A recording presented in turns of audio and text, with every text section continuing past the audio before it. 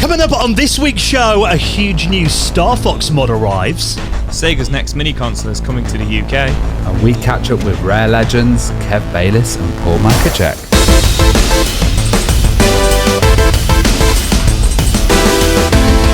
And the Retro Hour podcast is brought to you every Friday with our friends at Bitmap Books. Now, something you should check out from them, an incredible read, The Games That Weren't. From the Atari 2600 to the PlayStation 4, this book tells the surprising untold stories of video games that entered production never to be heard of again. You can get that and the rest of their retro gaming books from bitmapbooks.com. Hello and welcome to the Retro Hour podcast, episode number 341, your weekly dose of retro gaming and technology news with me, Dan Wood. Me, Ravi Abbott. And me, Joe Fox. And a very warm welcome to this week's show. Just before the weekend, we squirt this little podcast out over the information superhighway. I haven't heard that phrase for years, the information superhighway. Whilst you're surfing the web, you can download the Retro Hour podcast. Yeah, we don't offer it in real audio, unfortunately. Could be an idea one day, though. But yeah, this is a show that every week brings you up to speed on what's been happening in the world of retro gaming and technology from over the last week. And of course, we bring you legends of the industry each week for an interview to hear their story. Now, today is a very special live panel that we recorded at Retromessa in Norway. And you might hear a bit of a Norwegian twang in our voices after spending 3 days out there in Norway over the weekend. How incredible was this event? It was unreal. It was my first kind of foreign event. So you guys have done a couple over the years. We've done lots of UK ones, but I've never done an abroad one. I just want to say the whole experience was absolutely amazing. And the guys at Retromessa, I have never known anybody to be so organised and so attentive and just so welcoming to the whole situation and just made us feel so comfortable. And then just for the whole show just to be amazing with all the amazing guests who were all so humbling and just so down to earth as well. And it was just absolutely amazing to hang out with the Rare crew and just make friends with them all and meet John St. John as well, which was just insane and just crazy stories about him and stuff. And then the event itself was just absolutely fantastic. And then, of course, meeting all the fans, and we met some really, really, really cool people there who were also patrons and stuff as well, which was absolutely amazing. And then, of course, hanging out with my best friends for the weekend was really fun as well. Yeah, we don't usually have an excuse to hang out, you see, because we're like busy with work and stuff, and it was great to go out. We had a few delays at the airport, which was a bit scary at first because we were like, is this really going to happen? But it actually did, and it was an awesome weekend. And like Joe says, the love that we got from people out there was just insane. We had people coming up, patrons. It was just absolutely fantastic. And the talk as well that we're going to do today was really interesting. So we previously talked to Paul Machacek about kind of Rare's history with the Game Boy. And we said, we've got to follow this up with a second part where we go into stuff like Donkey Kong Land.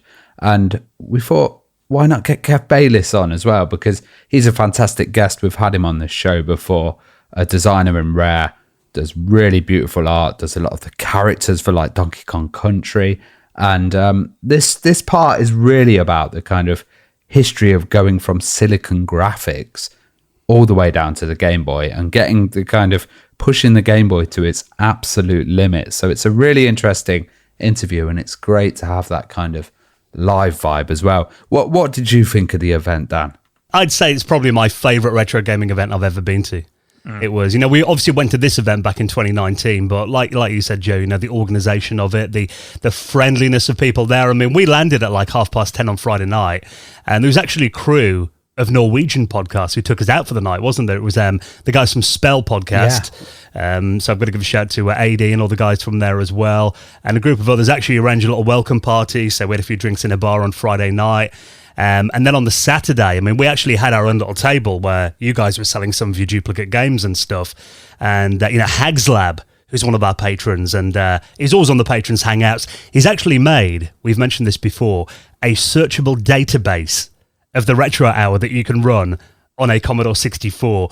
and he actually printed out some floppy disk labels and gave us a physical version of it on 5.25-inch floppy disks, and I thought was incredible. That was insanely cool, wasn't it? Yeah, it was just, the fact that people go and make the time and effort. I mean, we've got goodie bags, we've got Norwegian chocolate, crisped beer given to us as well by guys like, Terrier, Xander, Jesse, who's one of our friends as well, took us out, actually gives a bit of a tour of the area and took us out for dinner on Saturday night. And Frank, who we met there as well. Honestly, there's so many to talk about, but I think it's just blows my mind a little bit that obviously we do the show each week here in the UK, but when you actually travel to another country and, there are people that listen religiously every week, it still blows my mind that, we have fans in other countries around the world. Yeah, and I think it was a bit of an unknown as well, because after COVID and stuff, they hadn't run an event, so they were really unsure about the numbers, and it was the busiest I'd ever seen it. There were thousands of people over the weekend, and it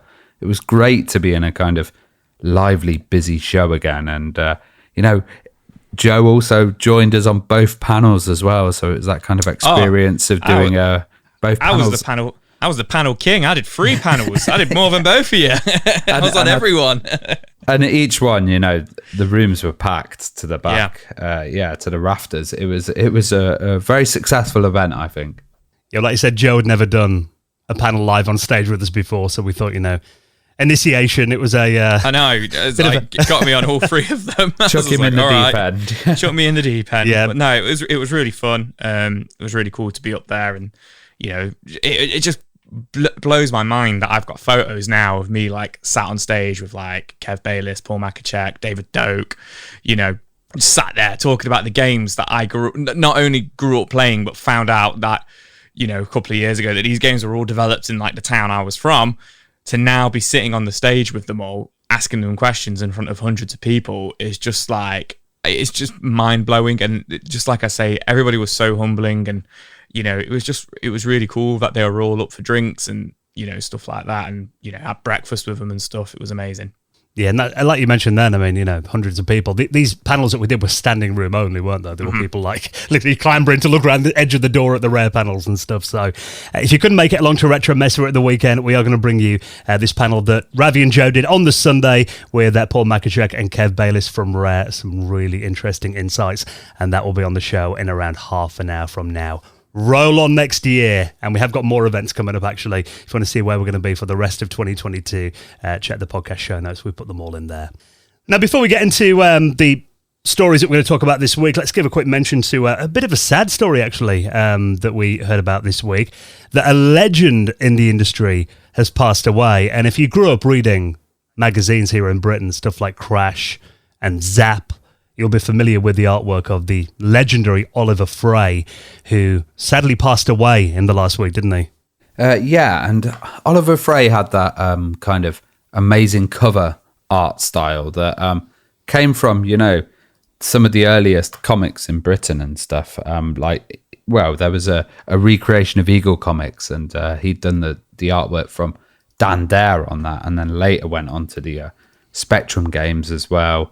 He was on a lot of the front covers of Crash, which was a very famous one, Zap 64 as well, Amiga magazines. I remember seeing his art absolutely everywhere, and it really, when you got these games and you had this kind of real feeling and excitement about it, Oliver really helped create those really exciting images, and it's very sad that he's passed away. This is news that's been all over the place. I've seen lots of stuff from him, and particularly for the Spectrum users, this is going to be a great loss. Yeah, and I think he was obviously such a big figure in the 80s British computer scene in particular, and I've seen tributes from guys like Jazz Rignall, who obviously worked with him at Crash and Zap back in the day too.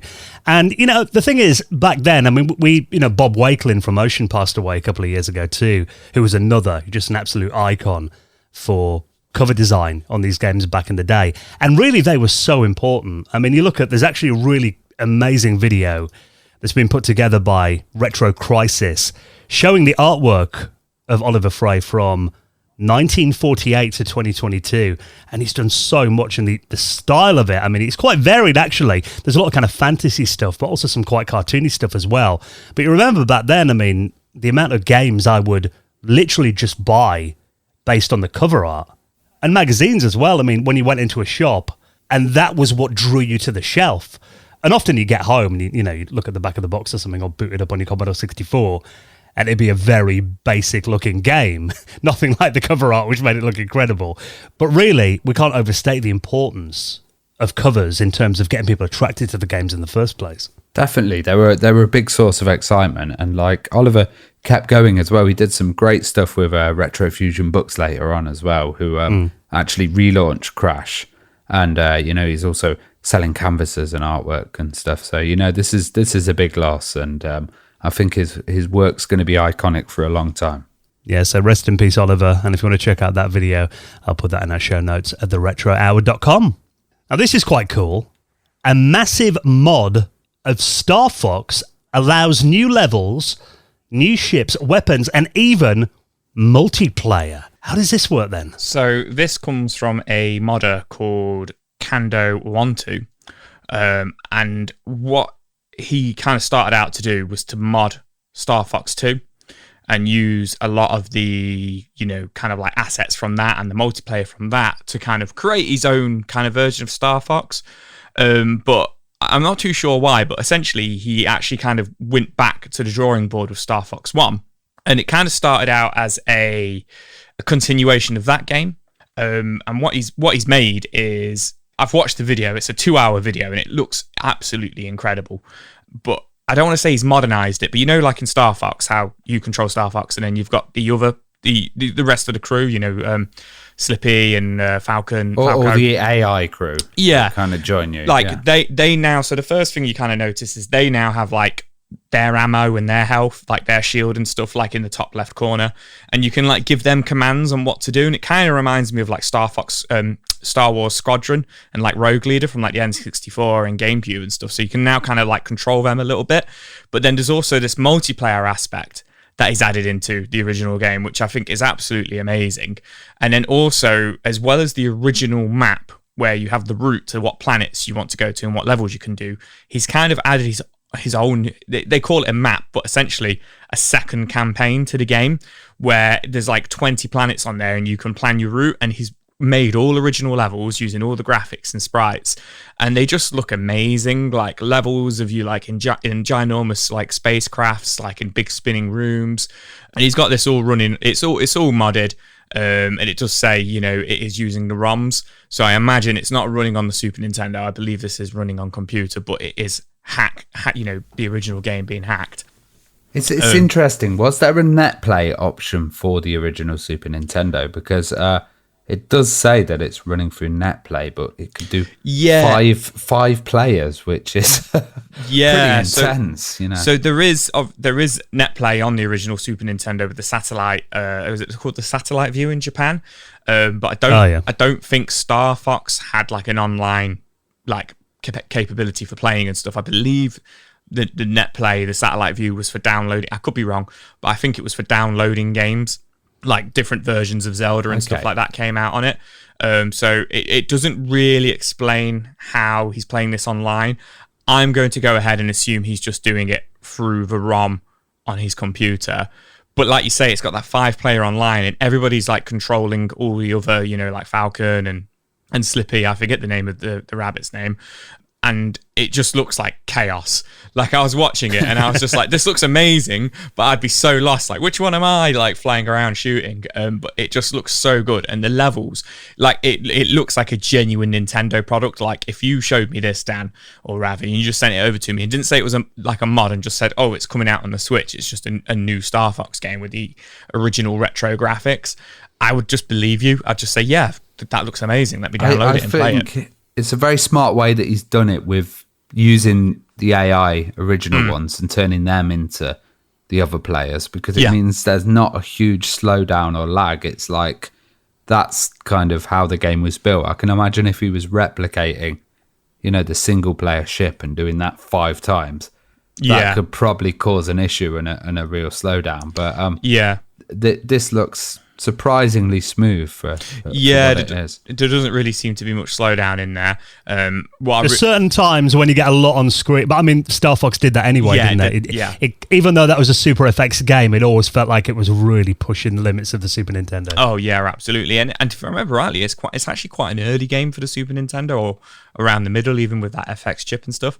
He did 93, he did get some help from some other modders who helped him to get it all running and stuff like that. So, big community effort there. But yeah, if this came out as a full product, I would love it. But I love how, it states at the end, like, to play this, you need to download an official ROM. You need to own and paid for a ROM. Like, I just love how they're trying to make sure Nintendo doesn't come after them. Yeah, it couldn't actually release a ROM as well, otherwise it'd be taken down probably the same day. Yeah. And it looks like they've added some new stuff in there. So they've got like new ships, new weapons. Oh, yeah. There's a new fourth course as well, like endurance run code. A God mode code as well, so you can do God mode if you're not very good at it. I'd need that. Yeah, and I can imagine this is just great for fans who really want to embrace that. But also, if you can get 5 of you and hook up, I can imagine there'll be some mad playthroughs going online, or on YouTube. That would be crazy, like 5 CRT set up with 5 setups to play it all just sat in a row, just having like a real big squad-based game on Star Fox. So this is called Star Fox Exploration, and it looks like, there's a video available at the moment at 1 hour 25 if you want to see what it looks like so far, and apparently it's going to be available late October, apparently. He said initially it was meant to be out in August, but it's obviously quite a big job, so it's been pushed back to late October, but you can check out the work in progress so far. I'll put that in our show notes and at theretrohour.com. Now, it is the last weekend of the month coming up. You know what that means on Sunday night, boys? We're going to have our Patreon hangout. Whoop, whoop, whoop. Whoop, whoop, whoop. This is a bit of the month that we always look forward to, when Sunday evenings we get as many of our patrons that want to join us together on Google Meets, and we all just have a couple of hours of completely geeking out. Yeah, man, it's so fun just to kind of get together with everybody.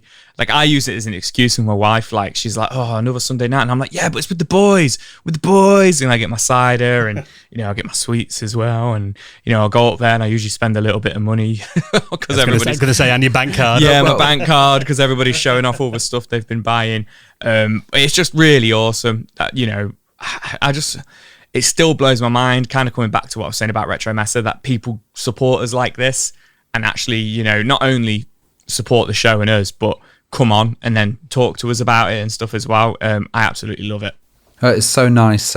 We've seen a lot of people on the Patrons Hangout and chatted to them, but then being able to see them in person was a really nice connection. And we're also doing the Retro Hour after hours, where we have been given a choice of games, and these are games that have been picked by our patrons for us to play. We're going to have to go through them and give our little reviews on them, and it should be really interesting. There's some titles that I've never heard of that I've got to check out for total different systems, and Joe is finally going to play some Dizzy. I am going to play some Dizzy. I am actually going to boot it up as soon as we're finished recording this. And I'm going to crack on with it. And I've told my wife, like, I'm having like a whole day today of like kind of like admin in my office on my computer. And I've like told her, like, if you come up and I'm like playing Amiga, like, I'm actually working, like, it's I'm doing this for the Retro Hour. like, I'm not just sat like, playing games all day trying to hide from my wife and daughter. Just there on Dizzy till like 4 a.m. Yeah, it might end up happening. Well, this is a little kind of a challenge, I guess. We said to our patrons, pick some games that you think we might not have played before, maybe something a bit out of our comfort zone, or stuff that you've heard us talking about that we said we haven't played. So, or suggest one of your all-time favourite games, and we'll give our reviews on it. And we got like hundreds of them through Discord and Patreon, so we're kind of working our way through those. We're going to pick 3 each, aren't we, for this weekend's After Hours podcast, which is an exclusive podcast that we do each month just for our gold member patrons or above. So if you want to get involved in that, and you actually unlock all the previous episodes, of which I think there are 26 episodes now. So if you join us on Patreon this weekend, you get access to all of those, and of course you can join us for the hangout this coming Sunday evening. And really the main reason that you're doing it, of course, is to make sure that we can just keep the lights on and keep this podcast coming out each and every Friday. And if you'd like to join our patrons community, all the details are at theretrohour.com. Now, we're going to be hearing this incredible panel, Paul Machacek and Kev Bayliss, live from Retromessa, the rare legends, coming up on the show in the next few minutes. Before that, just a couple more stories to get through. Now, Yar's Revenge, what a game that was back in the day. And it's nice to see it's getting a bit of a reboot. Yeah, this is really interesting to see. So, like you say, Yar's Revenge is a classic for the 2600, and it was created by Howard Scott Warshaw, who we've actually had on the podcast. And very hard game as well. I tried to play that not long ago. It's a tough game, definitely. And I don't know if you guys have heard of this Recharged series. So this is a series of games that have kind of been reloaded or recharged for the future. And this version of Yar's Revenge is called Yar's Recharged, and I tell you what, this is going down really well with people. It seems to be a really interesting title.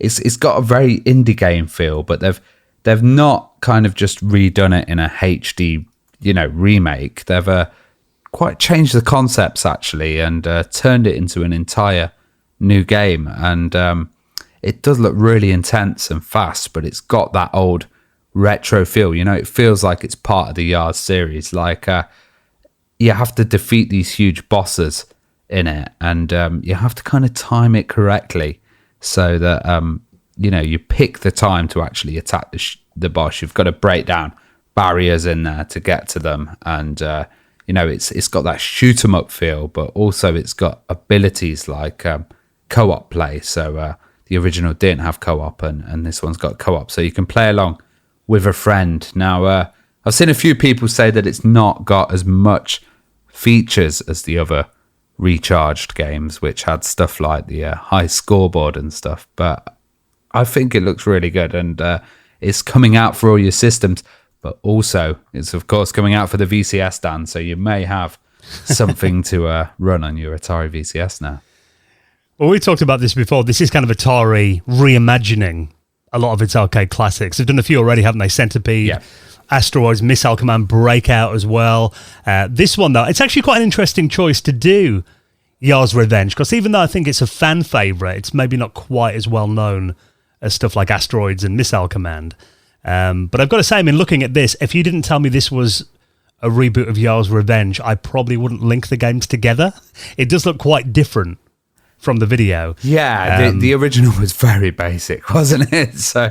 So yeah, and you're right, they did do like Breakout as well, which was another one, and Gravatar and Missile Command.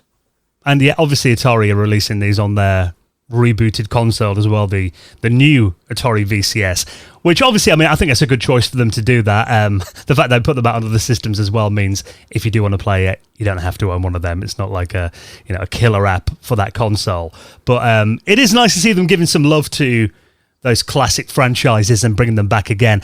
Interesting that they chose a Howard Scott Warshaw game. Do you think they're going to do his most famous game as a recharge? Well, maybe E.T. Recharged. Start a whole new Crash. No, that didn't happen just because of that game, as we found out in the interview. But that would be cool, though, wouldn't it? For them, imagine if they made it really good. I reckon it'd sell quite well. Like, I reckon people would actually love that as like a little silly thing. It'd be some nice redemption as well if there's a version of it that everyone loved that came out like 40 years after the original. Yeah, don't call it Recharge, call it E.T. Redemption. Yeah, there you go. Have that idea on us, Atari. So I'm liking the fact that they're kind of revisiting a lot of these classics as well. Yeah, and I'm liking the price point as well. It's $10, which is just nice to pick up, a short game and a kind of retro futuristic inspired one for $10. I think that's pretty cool, guys. Yeah, so hopefully they'll keep bringing out these reboots of classic games in this range. So if you want to check out that, the reboot of Yar's Revenge is called Yar's Recharged. I'll put a link to that in our show notes too. And I know you've been hyped about this, Joe, because we actually did a panel over the weekend in Norway where we kind of talked a bit about kind of our background in gaming, and we kind of had a bit of a debate on stage, and I put this out to our patrons, actually, the video of it, about mini consoles, because even though we've all got the original consoles, there is something about the minis that, particularly you always like to have them in your collection.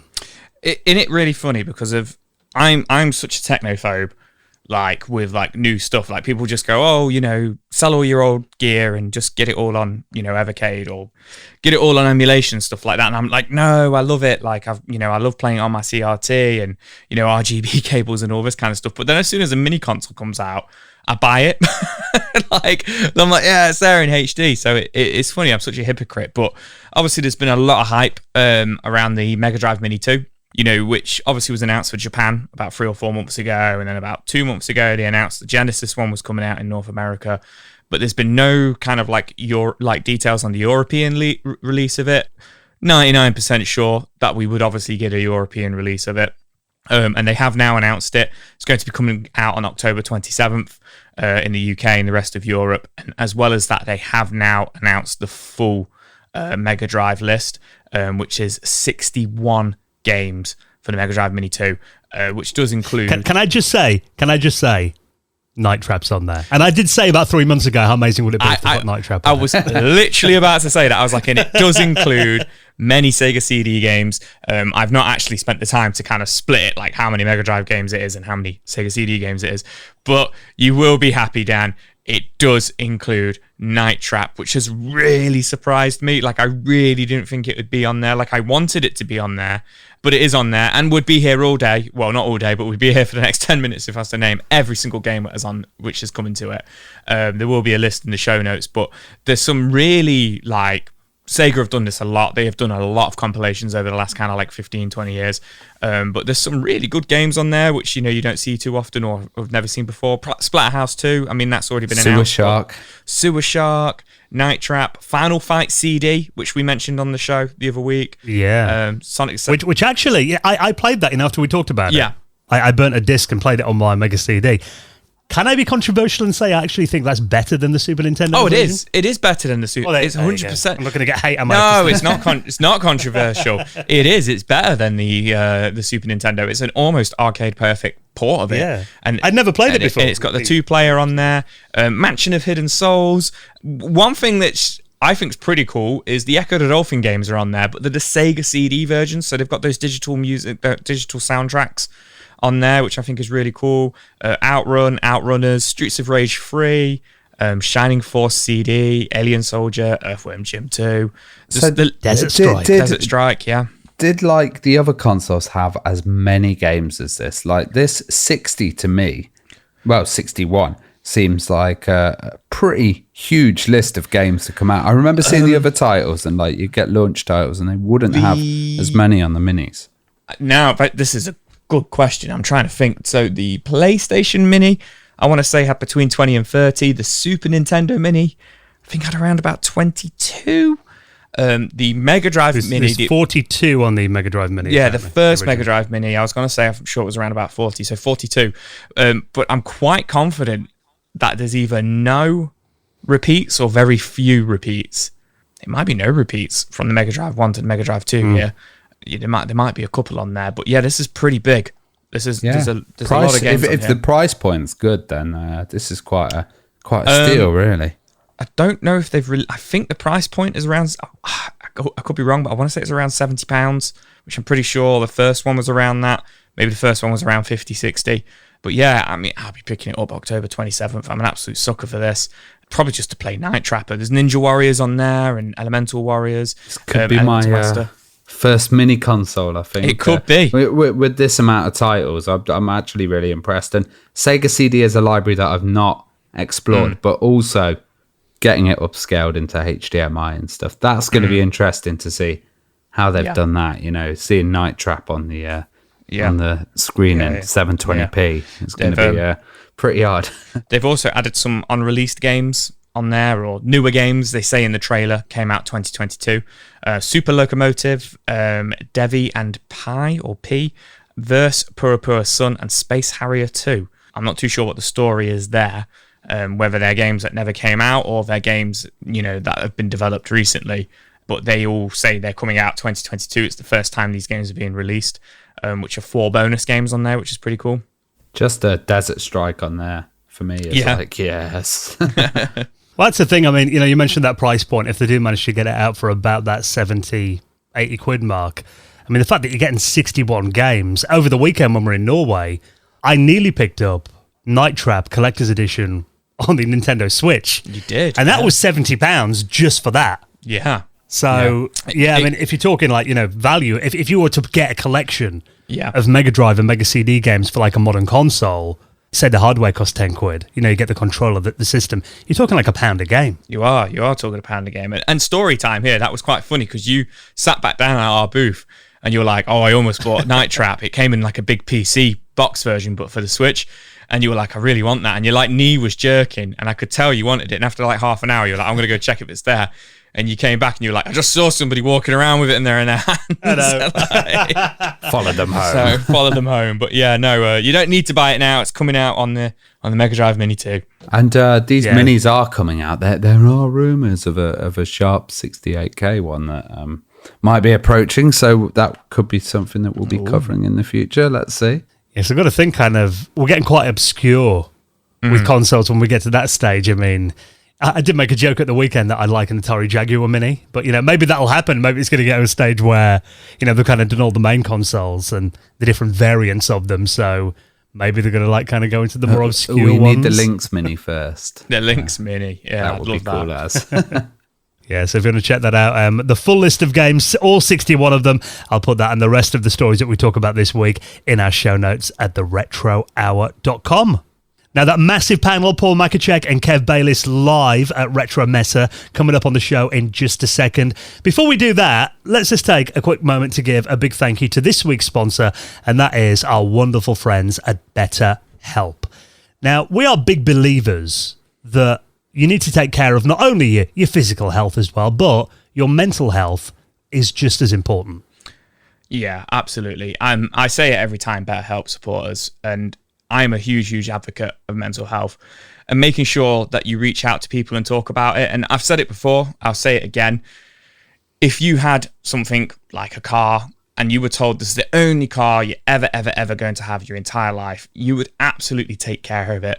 Any sort of dents, any sort of like little bangs on there, any sort of little scrapes and scratches, we would clean that up straight away. You would be on it. You would be fixing that the day it happens. So why don't we do this when these little bumps and dents and scratches happen to our brains and our minds and these bumps in the roads? Sometimes we'll just leave it and not talk to anybody about it. And sometimes it might go away and sometimes it might get worse.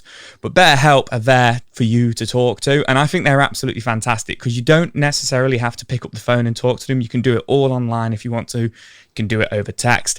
And I think it's so important that you kind of like buff out these scrapes and, bang out these dings and stuff like that by talking to somebody.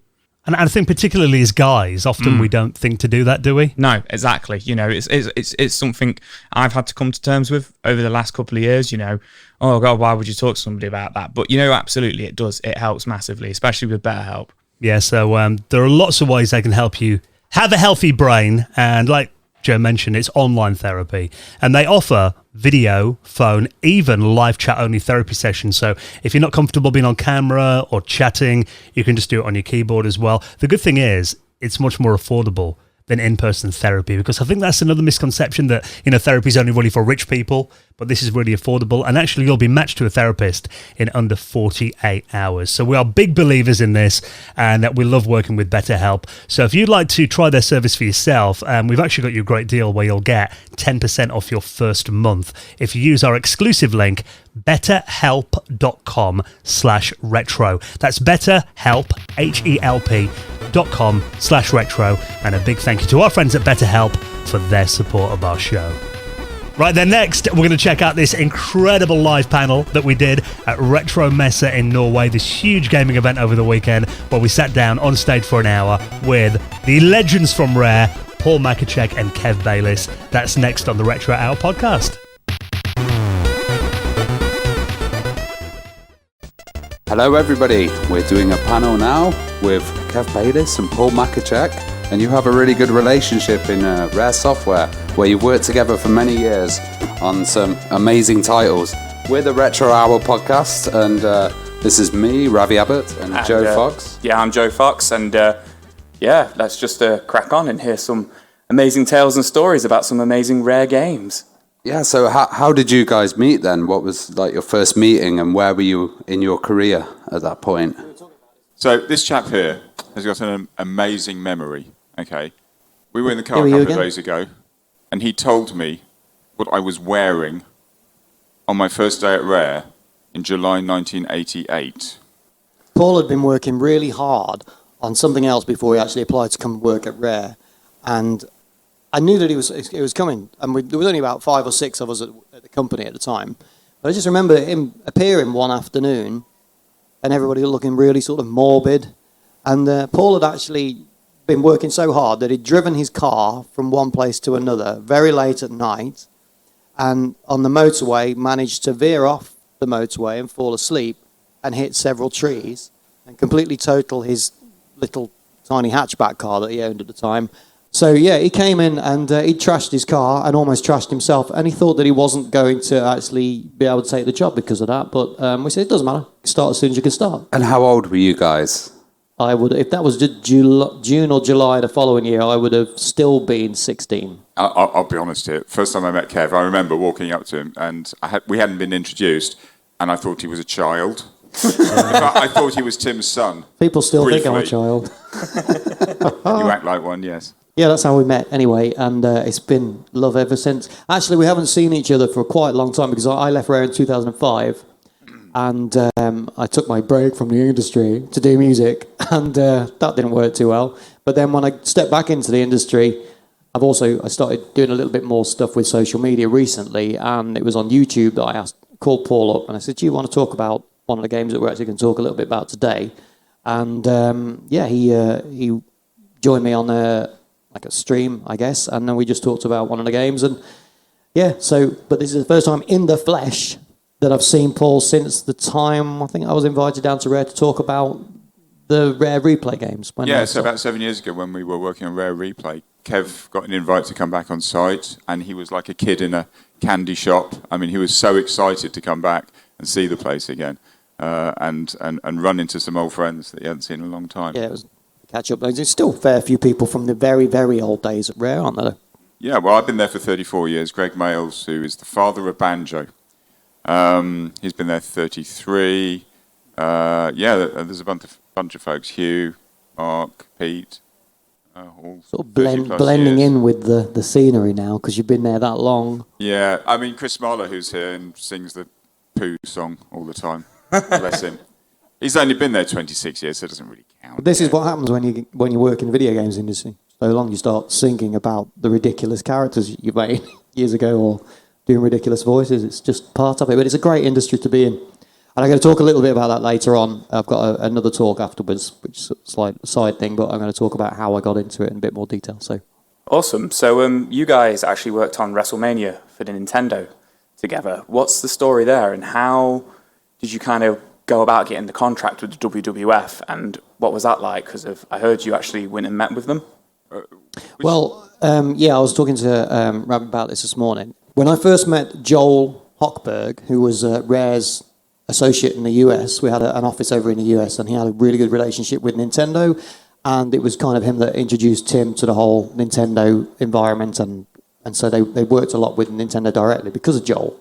And he came over to visit, and I was still only a kid, and they were watching these videos, and I could hear all these noises coming from the meeting room, and I could hear her laughing, and he just picked up that elephant, and I thought, what are they talking about in there? And they called me into the room, and I saw that they were watching wrestling videos, and they said, we're going to be doing a wrestling game, Kevin, so you should probably come in and watch this. And it was quite unlike any wrestling that I'd ever seen before, because in the UK we had wrestling, but it used to come on a Saturday afternoon. It was very, very dull down, old grannies in the front row and just standing up and jeering at the two guys that weren't really big guys at all. And then all of a sudden I was looking at this sort of carnival in a ring with people throwing each other all over the place that weighed, I don't know, they were 7'5", Andre the Giant, and 6'8", Hulk Hogan. And I know all the specs because they sent us all the specs to say that this wrestler has to look like this and this wrestler's this big. And so I don't know how we got the contract, but I'm guessing it was something to do with Joel. And I was put onto that. I did WrestleMania, which was my first game, which is why it isn't very good on the NES. But it sold a lot of copies because it had Hulk Hogan on the front.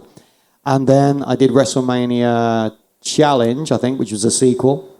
and I met the Ultimate Warrior there, and he was like a huge giant. And then after that, I worked with Paul on a couple of Game Boy titles, and we got together to write WWF Superstars, which is the game that we are going to be focusing on, isn't it? Yeah. I was wondering, how important was it for like having the intro music, having the special moves in there, and getting the fans into that wrestling game because they could actually hear the intro music and see the special abilities of the players. After learning from the first game that it was just I didn't realise, because I didn't really understand the wrestling culture, how important it was that this guy has this special trademark move and this guy has the special theme tune. I mean, the music wasn't my department, but Dave did a really good job of recreating everybody's themes.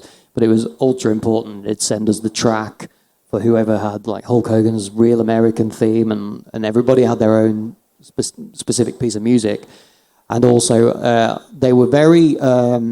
they wanted me to be very precise with what was basically sort of, 40-odd pixels high, 40 pixels wide, and I hadn't got very much to play with, and I'd only got 3 shades of dark green to light green, to really use in a very low resolution to sort of define these characters' mugshots. But we had a little bit of banter before the start of every wrestling match, and we tried to draw people in, and you put the scrolling stars in the background, didn't you? So we just tried to jazz it up a little bit, and because it was my third game, I just wanted bigger sprites. And the great thing about the Game Boy was, Paul, if you want to just explain it, it had actually better sprite capability than the NES. Yeah, as Kev says, when you watch American wrestling, it's loud. Visually loud, it's audially loud, is that word? We were trying to do that on the Game Boy. The screen shakes violently when they do pile drivers on each other, and there's sort of big effects. Whatever we can do in there that sort of gave you just a solid bit of audio-visual feedback, we put that in there. Actually, that game was a rush. We were working ballistic hours. We don't do this anymore, and we don't condone it. But, back then we were given a very short period of time to write this game for reasons I won't completely go into right now. Basically, Tim Stamper approached us and said, look, would you have a look at this game, which was being produced elsewhere? We went, no, if we're going to do something, let's do it again from scratch. And I asked him when the deadline was, and he said Saturday. And before I had the chance to question that, he said, look, we can probably stall the publisher for about 3 months if you can do it in that time. So, and 3 months and 1 week later, we'd finished it. So we pretty much did it to brief, but we were working very, very long hours at that point to get it done. And you know what? It went pretty well, didn't it? It was quite a simplest. I mean, because there was an arcade version with all the WWF stars, and that really looked great. I think it was done by Tato. I can't remember now, but it had really great big sprites wrestling around in the ring. And I wanted to make sure that this was, because after all, it was going on the Game Boy, and if you want to see that the characters are interacting with each other, they need to be quite large and quite clearly defined. So they were quite big and cartoony, and you got Mr. Perfect and Hulk and Randy Macho Man Savage and all that. I'm not going to do the voices. But we wanted to just keep the gameplay as simple as possible, and we managed to get the scrolling in, up and down, because you could come out of the ring, which we thought was an important feature, because we were always seeing most of the action was taking place outside the ring when somebody was hitting each other with a chair or something like that. If we'd got a bit longer, we perhaps would have added those kind of things, like a prop to hit the other character with, and beef it up, maybe have a tag and something like that. But it was very simple, and I think we could have really knocked up a sequel had we got the luxury of more time. But it was done, as Paul said, when he types, there's smoke coming off the keyboard because he's just working around the clock, and it just really came together really fast. But that's because we'd also worked on a few more Game Boy titles, and so we did know the score with each other, didn't we? Yeah, so, just going back to the sprite thing, one of the things that was handy about that game, we were able to have the characters quite large on the screen because there's only 2 of them. There's nothing else going on. It's not like writing Donkey Kong Country and there's stuff all over the place flying around.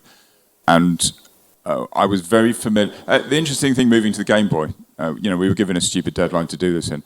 Interesting thing moving to the Game Boy is architecturally it's very similar to the NES, and we've just done a couple of NES games together.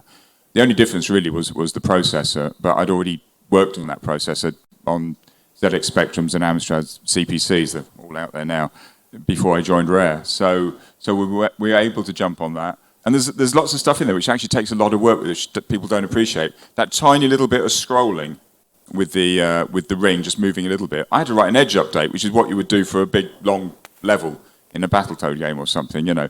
So there's quite a lot of extra code in there that you don't appreciate is there, just to give the slight effect that you can see a little bit more than we could fit on the screen. It made the game feel a lot less claustrophobic though, because I remember on the first one they just felt very static, and they were just two little characters on this static ring with a few twinkles in the background, and it worked. And as I say, it had Hulk Hogan on the title page, and which was great fun to draw and everything. But technically, compared to this game, also I think the one thing that we could really push was the size of those sprites, because the limitation of the NES was if you got so many scan lines, if you got many sprites per line problem, which meant that if there was more than 64 pixels in a line it was 8 sets of 8 sprites. After that, it couldn't draw anymore, process anymore. So often on an NES, you will see it looks like a glitch when something's horizontal.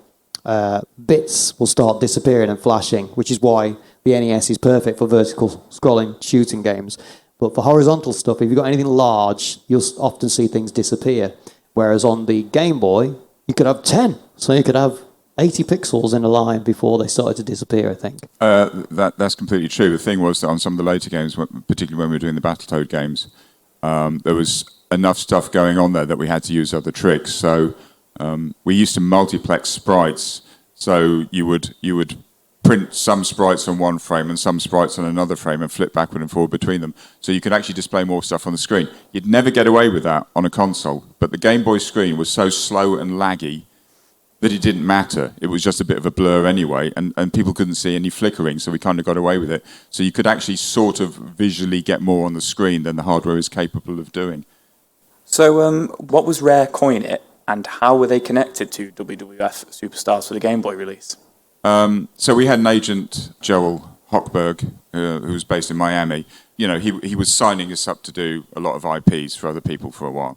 And Rare Coin It was a joint the business. name came from, I think Joel also he made his initial fortunes from, he owned arcades.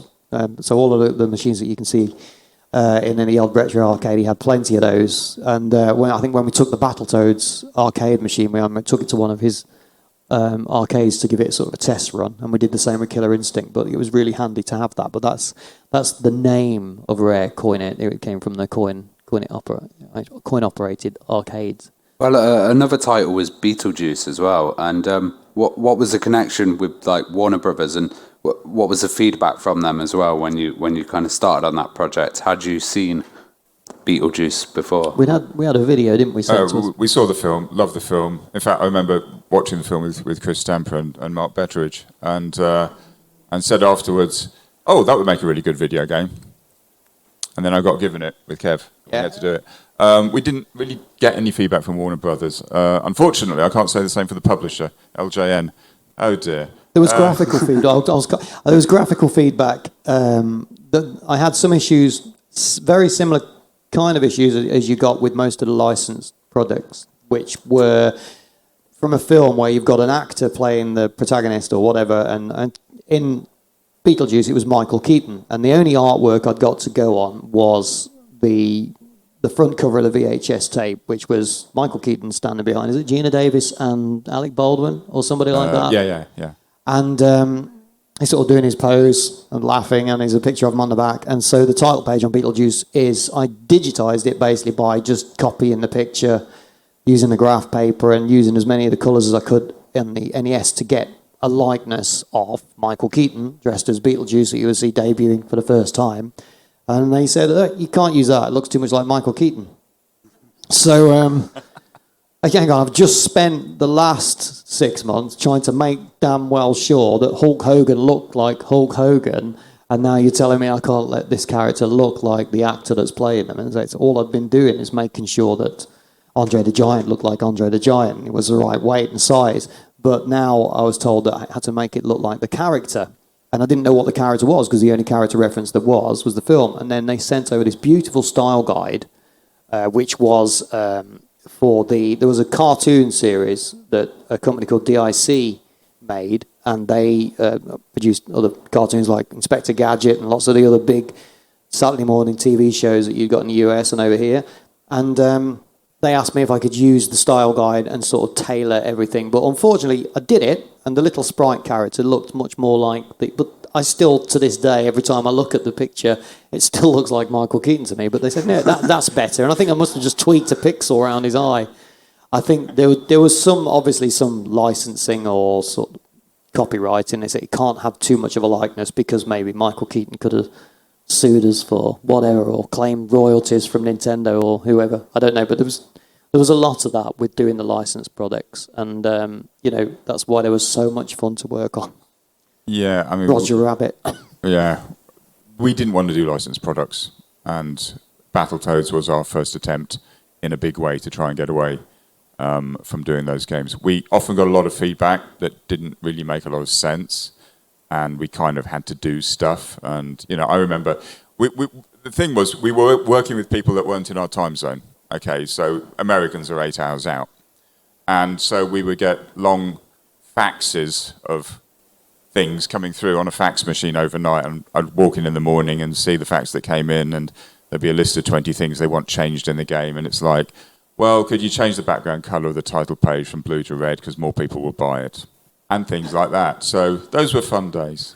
Yeah, I think obviously people were appointed to work with us from these companies and make sure that the game was going to be every bit as good as the film or the cartoon, and not necessarily mean that they were a designer, and everybody has got an opinion, and so everyone can be class themselves as a designer, and there's no right or wrong, but we were a game development studio, and so you'd often have your idea of what the game was going to be, and you'd send it off to them, and they say, wouldn't it be good if, and you'd have everything would start changing, and as soon as you start doing that, you start breaking the whole fabric of the game, and it starts to become something else, and before you know it, you've got this mishmash of a game, and I think a lot of the licensed products did suffer from that, but the wrestling game, on the other hand, there's no story, so that was a straightforward VS match, and so that was quite straightforward.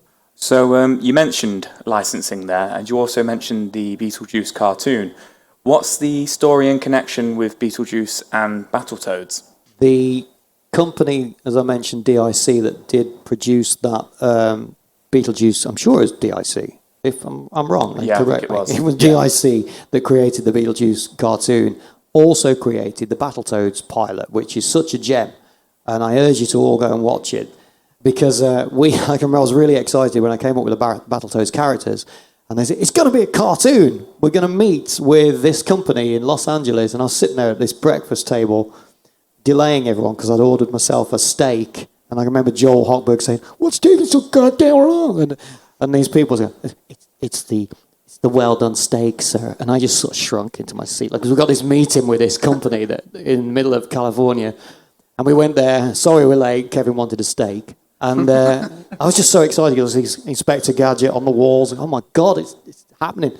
And then, it happened. And we got this email from, it wouldn't have been an email, fax at the time saying... it's going to be aired on Thanksgiving and then again on the Sunday or whatever it was, and it was just ridiculously bad cartoon. And but I mean, it's probably worth a lot of money now. I've got a copy if anybody wants to buy it. But yeah, that's what happened. And so that was the link with DIC.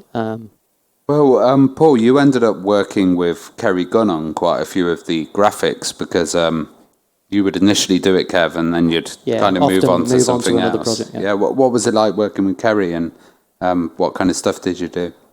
Well, you took the sprites. It was mainly I would move on from it, because I know a lot of the time I'd move on to something else, and then you'd pick up with the design with Kerry on that. I can remember that she did a lot of the sprite animations once I got it started, because when I tried to play Beetlejuice a little while ago, I couldn't remember how to play it, because I remember you continued doing that with Kerry. But she was, Kerry Gunn was Brendan Gunn's sister, who worked on Captain Skyhawk. So she did a ton of games. She was on Donkey Kong Land, actually. Yeah, so I mean, a lot of the Game Boy games you worked on with her. So there were people at the company that were sort of earmarked to work on particular products because they were familiar with whatever system. And I think Paul was the go-to Game Boy guy. Go-to Game Boy guy, that's cool. It's got a bit of a ring to it. Did write a lot of games on the Game Boy. Is that at the top of your CV? Because we'd obviously worked with each other plenty, and I think Kerry had also been appointed to work on the games as well, and then it was just another member of the team. Yeah, I mean, there was a pool of people there, and a lot of people chipped into a lot of different things at the time. And we had fewer artists than we had programmers. So, I'm not sure if I said this yesterday. So, when I joined Rare, I was employee number 17, and I was the 8th person in the studio who was writing code. That meant we had 8 games in production. Okay. But we only had about 4 artists, so the artists was generally split 3.5. I was quite small. 3.5. Okay, yeah, a child. So generally speaking, the artists were split across a couple of titles, and they were helping each other out. It's not like we actually had teams back then. You know, it's not like Kev did everything on one game and somebody else did everything on something else. So we sort of mixed and matched a bit, particularly if there was a lot of stuff that needed to happen fairly quickly. And Dave Wise just did the music for everything. He did everything for years. Although we did the sound effects, actually. The computer programmers had to fiddle around with the tune routine and try and make it beep and hiss on the NES and the Game Boy back then. Dave didn't really do sound effects, but it was very much a collaborative effort. And the only places where you had somebody that was specialising on a single game was the computer programmer. So I would write a game, nobody else would be writing the software on that. Someone else would write their game, no one else was writing the software on that. And the artist and Dave were then supplying content to go in and sharing their time between multiple projects. We didn't have animators either. It was just the artist would do the title page, the front end, the sprites, pretty much everything. That was what an artist role was back then, or graphic engineer as we called them. The reason we didn't have animators is you should see what he was doing, okay, and all the others. The way that art was put together in those days was we had these big sort of backlit light boards, architect light boards or something, and there would be graph paper on there, and they'd stick a bit of tracing paper on top of that, and they would just have big fat marker pens, and they were drawing pixel by pixel into the little squares on the graph paper, okay? And then we had to box them up into sprite shapes, 8 by 8 pixels on Game Boy, 8 by 16 pixels with a pencil. And then we'd have to decode that. So people would be sitting there just turning that into hex numbers. And then I'd get a disc, because we didn't have a network. Somebody would come in with a floppy disk and go, here you go. And then, of course, you'd put it in and some of the pixels would be wrong and some character would be cross-eyed. And we'd have to give it back and go and sort your hex numbers out, go on. So it was a very painful job. The amazing thing is that's what we were doing when the first SGI machine landed at the studio, and it was a big sort of meter cube thing that sat on the floor with a demo of a shiny VW Beetle spinning around on it, and we're all looking at it and looking across at the light boards with marker pens and going, what the hell are we going to do with that when this is how we do artwork? Didn't go too badly, though, when Donkey Kong Country came out, but the thing was that over a period of about 3 years, from when that machine rocked up until DKC launching, Kev, Tim, and increasingly other people were doing more and more rendering work. They were trying to work out how you could render stuff and then convert it so we could put it on a NES or a Game Boy or eventually a Super NES. And they did a fantastic job with it. But what it meant was that stuff was feeding into our games. So increasingly, as we were writing some of the pre-DKC games, mostly the Battletoad games, there were increasing levels of rendered stuff that was going into them. Certainly the last Battletoad game that we wrote had a ton of rendered artwork in it. It just wasn't completely rendered. Some of it was still hand-drawn with marker pens.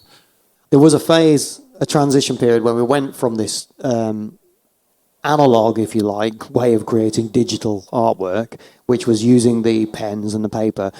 If you remember back in the 90s, everybody suddenly got a camcorder, and it was really cool, and everybody was like, now you've got on your mobile phones. We had a little handheld camcorder. And we'd got the piece of hardware that Chris Stamper had developed called the Raz board, which is the hardware that the Battletoads arcade was released, that the video game was released on. And we actually made quite good use of that because each artist was eventually appointed a little, it was like a really cool little case with a disk drive in it, and then on top there was this it looked like a little Famicom, really. And it had a graphics chip and some processor on it. And Paul, I think it was you, that wrote the software, which was kind of a pixel editor that we used, because when we moved from that 8-bit era, where it was very easy to pick a palette of 3 colours and make Hulk Hogan, and maybe if you're being outrageously ambitious, you might add another sprite over the top to give him a white of his eye, and you start mixing sprites, but I won't go into all that. We're suddenly faced with a 16-bit console. You've got 16 colours. Now, it took forever and a day to work out all of the hexadecimal for every little box that was on your character when there was 3 colours. So how on earth were we going to produce games when every sprite was going to be bigger and also boast 16 colours? You'd have to work out so much data, and it was just not going to be viable, really. So we says, yeah, Tim and Chris had decided to embrace the digital age and move on to this editor-based system. And so you were in control of creating some of the software. Well, I mean, the funny thing is, you might ask the question, why didn't we use Photoshop? Photoshop had only just come out about 2 years earlier from when we were doing this. It was only on Macs. And we didn't really use anything from outside the studio. So I basically went and wrote a form of Photoshop. It was like, I think there was another software package that most people were using at the time, which it was quite heavily leaning towards, was you took the best bits of something called Deluxe Paint, and it was a piece of software that everybody would remember. There was always a picture of, I think it was Tutankhamun or something like that. It was all gold and blue, and it looked really great. And this is the art package to use. So everybody used that, and I think you did a stripped-down version of that for the artist, but you could also skip through these. What we would do, we would have the camcorder pointing down at the picture that I would draw on paper, which I was then going to stick underneath a piece of grid paper. But instead of putting it under the grid paper, I just put it under this camcorder, press the button, and it took a picture of it. And then I would do that 8 times with all of my frames of animation, and then I could skip page by page and see my pencil drawing doing this. And so then it was just my job to start cleaning it up with the editor that Paul wrote. So yeah, we did it the hard way. We wrote our own tools and made something that was bespoke but worked for us. So you mentioned obviously kind of making your own programs there to get it working and stuff. Was that through the Super Game Boy then? Because you had something similar to D-Paint on the Super Game Boy as well, didn't you? I know that I never actually, because when I got to the end of my time on the Game Boy, I think the Super Game Boy was released, and it enabled you to embed in the code some way of adding different color palettes if you wanted to display it on a big screen. Yeah, okay. So some of the later Game Boy games were upgraded to work with that. Donkey Kong Land certainly was. So, the Game Boy was a lower resolution screen than you would get on console. So you just put the Game Boy image up on a TV screen through the Super Game Boy. And there was some spare real estate around it, so I think we put trees or bananas or something in around it, and you could upgrade it with color palettes. So Donkey Kong Land looks really nice with the colors, but also there were things in the game where I was taking advantage of the laggy Game Boy screen to get things to work, and unfortunately there was a bit too much clarity then viewing it through a console on the television. On a nice sharp CRT screen. So yeah, in some ways it looked better, and in some ways, I preferred it on Game Boy actually.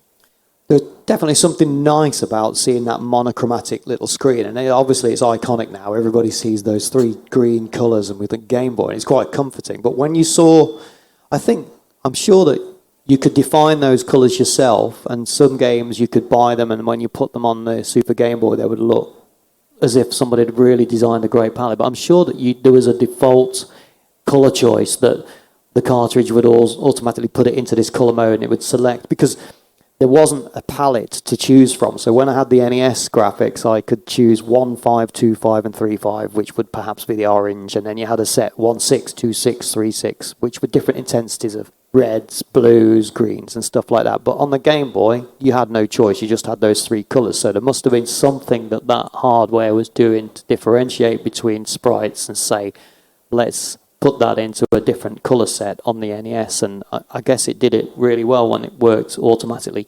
Yeah, sometimes. There were some default settings. I think the biggest problem we had with the Super Game Boy was one of the other Donkey Kong Lands, 2 or 3, which I didn't write, but they did use my engine. There was a slight problem. It turned out that nobody in our testing department, because looking at a small screen all the time, all day long, is actually quite hard work, and you're also hunched over it So I used to get a crick in the back of my neck looking at this thing. So our testing department, when the Super Game Boy came out, they didn't want to play it on the Game Boy. Okay, so they played it on a Super Game Boy and just looked at normal television. Unfortunately, so did Nintendo's test department. In fact, it turned out by the time we released the game, nobody had actually played it on a Game Boy itself. And unfortunately, as a result of that, a bit of code was left in so that when you completed the game and it's supposed to go, congratulations, that was awesome, it crashed 100% of the time. And we had to pull, I think it was 500,000 copies of the game from the shops because it was on cartridge and you can't update because we didn't have online and stuff those days. So a lot of cartridges had to be pulled back, and the engineer responsible had to do another build of the game. Wasn't me, I'm innocent. Amazing bit of kit, though. I think it makes you wonder whether it was actually perhaps first intended as a development tool for creating and testing in Nintendo, and maybe they decided we can make some money out of this, so let's put it out there as a peripheral. And it could have been. The Game Boy, actually, I was about to say, it's in some ways it was physically the hardest thing to work on because you are actually hunched over this thing on your desk. We used to prop it up at an angle. Light too, because if it's dark, you can't see what's going on there. Yeah, we also had these home-built development cartridges. We had them on NES. We built our own for Game Boy and a few other things. And they were just great big circuit boards, sort of this long, hanging out the top of the Game Boy. So you couldn't even move it around. You couldn't pick it up because you just ripped the cartridge out of it. So you're in this sort of position. So, you spent several years hunched over these things at 3 o'clock in the morning with a really stiff neck. I was about to say it was like physically the hardest thing to work on. But actually, I lied because the Virtual Boy came along and we did spend 3 months mucking about with that. And we did start writing a Donkey Kong game. I actually had a jungle level rats running around DK collecting bananas on Virtual Boy. And then we just decided that my neck couldn't take it, so we stopped and went and wrote Banjo-Kazooie instead, which seemed like a better idea at the time. The alternative to using that Game Boy, Super Game Boy, would have been to pimp up your Game Boy, of course, with the Light Boy and the speaker system and the magnifications and everybody's desk. I don't think you'd have been able to put that much equipment on your desk just to see this tiny 2-inch screen. Yeah. Well, with Donkey Kong Land, you came from Silicon Graphics and you were using the same assets on the Game Boy. So what was the process of taking those huge renders and getting them down to that size without, degrading the image that much or automating it?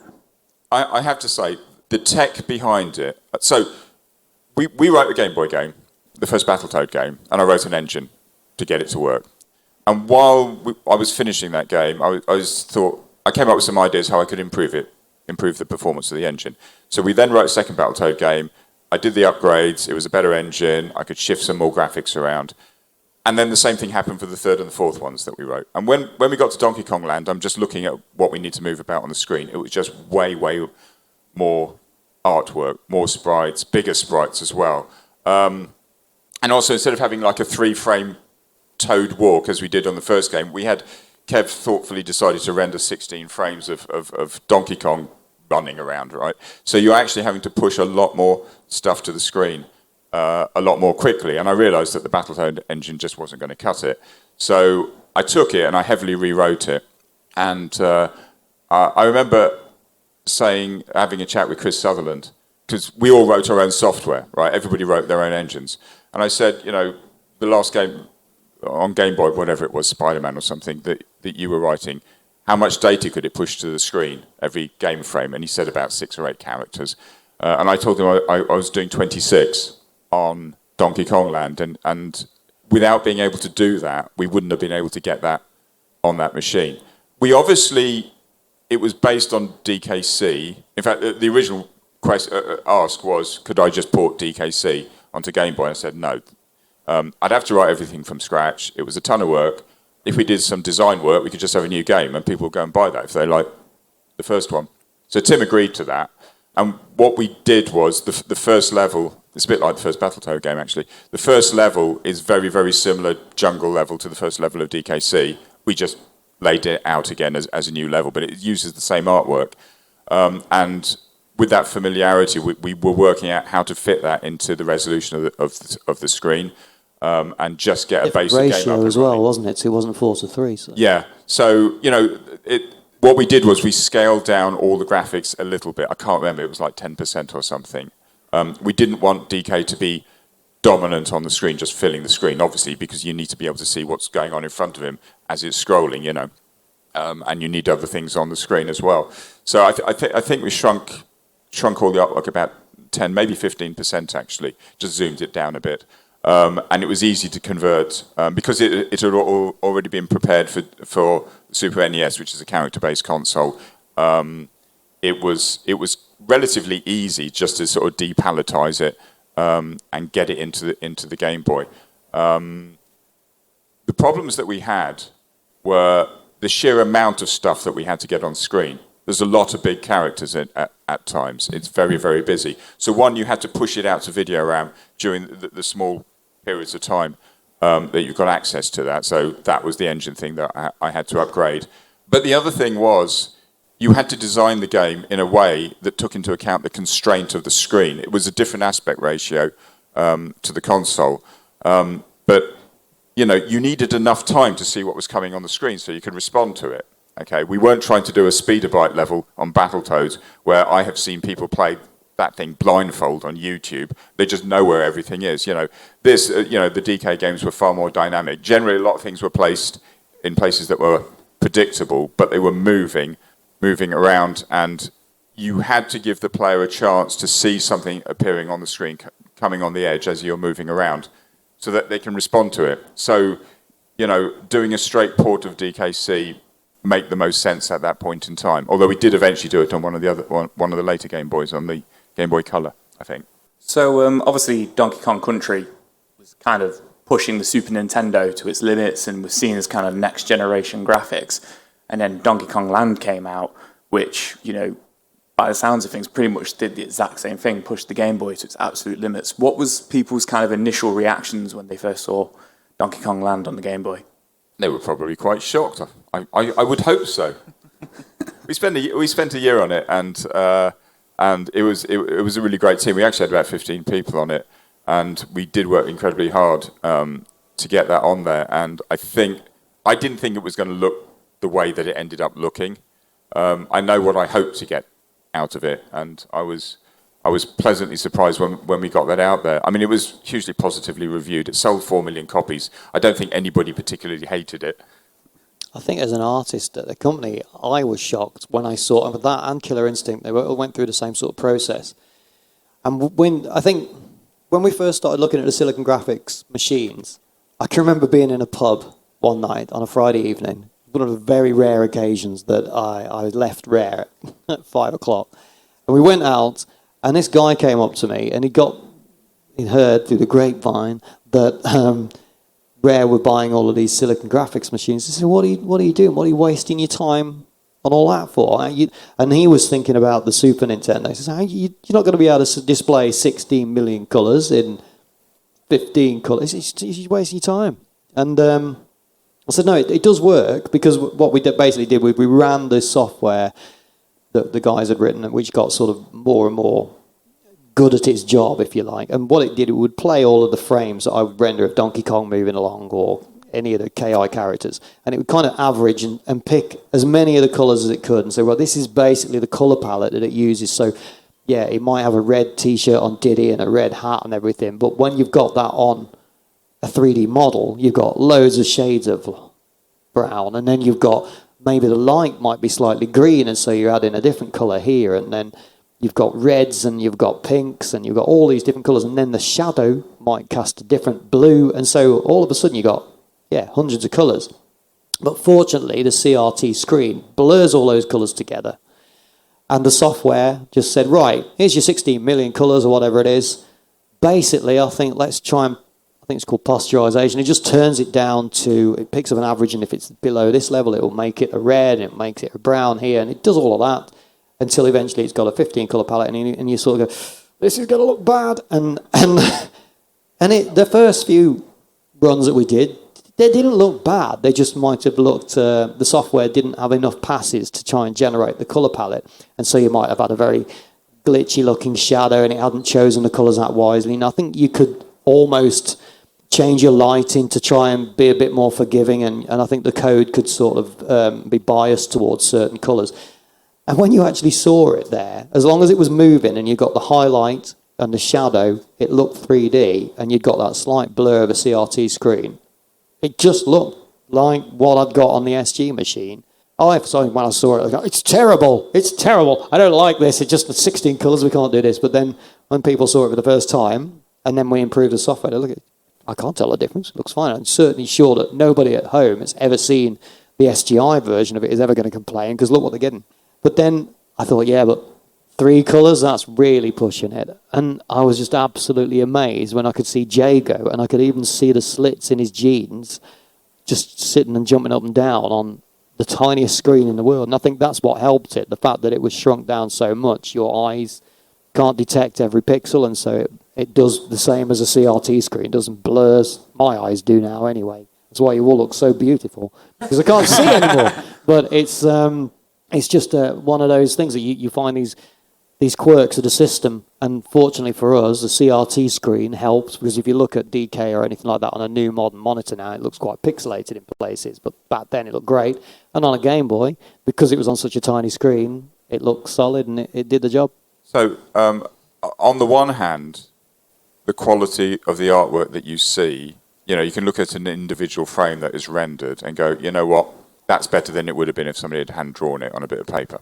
Okay, but actually, for me, one of the things that really, really changed the fidelity of what you were seeing was the smoothness of the animations, because we weren't doing 3-frame walks anymore. Kev animates Donkey Kong to run, and then he tells the SGI how many frames he wants, and it renders them all out. And we went from 3-frame hand-drawn to 16 frames. And that smoothness, the resolution wasn't necessarily there, particularly on the Game Boy. But when you got so many frames and little bits of detail would just come in and out as it's animating, and it would happen very, very smoothly. And that is the thing that you're really seeing. And I think you see that more on the Game Boy, because it's got no colours, really. It's got hardly anything there.